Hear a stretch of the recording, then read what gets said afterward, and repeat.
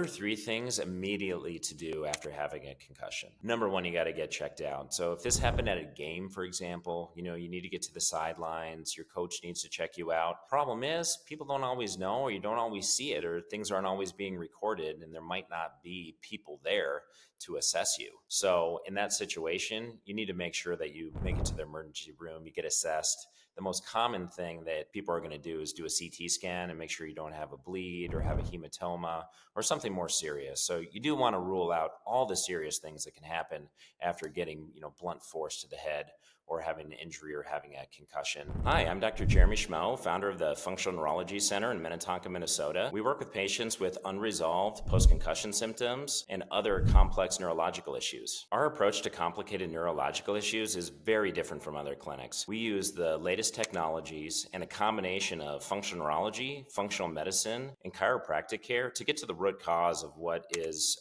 causing your problems. With this approach, we're able to get you back to optimum function and get you doing the things that you love to do.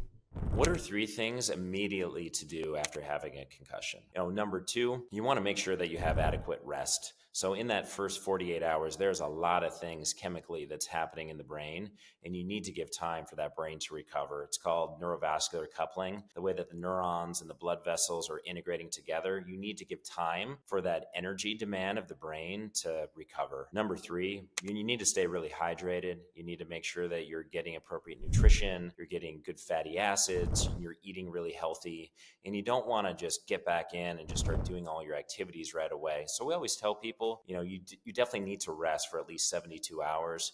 You need to let the brain do what it needs to do with recovery. And then you need to do some research and see what's the best nutrition that your brain needs to help with recovery. There is hope. There are answers. Click the link you see with this video to schedule a consultation with my office today.